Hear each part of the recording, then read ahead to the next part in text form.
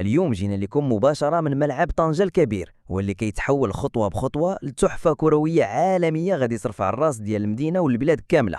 المهمة هنا ماشي بسيطة كيف ما كيتخيل البعض.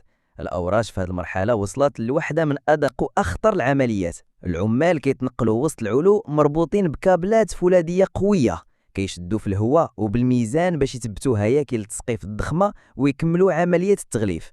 كل مسمار وكل قطعة حديد محسوبة بالحساب الكبير. هاد المهمة كتحتاج خبرة تقنية كبيرة وحضور ذهن عالي، حيث أي خطأ بسيط يقد يخلق كارثة. وما نساوش الجانب البدني، حيث العمال خاصهم يكونوا في لياقة بدنية عالية وخدامين وسط ظروف صعيبة.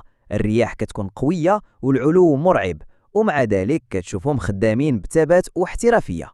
وبالنسبة للعملية ديال رفع الهياكل الحديدية الضخمة، راه كيديروها بآليات متطورة وتحت إشراف مهندسين وتقنيين مختصين.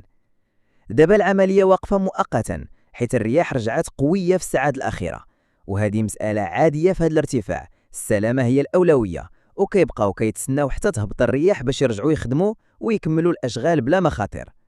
واللي خاصكم تعرفوا هو أن هذه المرحلة أساسية في المشروع، حيث من بعد تركيب هياكل التسقيف غادي يبداو التثبيت ديال الألواح المعدنية الخاصة بالتغطية، ومعها تجهيز الإضاءة المتطورة اللي غادي تعطي الملعب منظر عالمي، ناهيك على التجهيزات الداخلية اللي كيتوجد لها في هذا الوقت بالتوازي.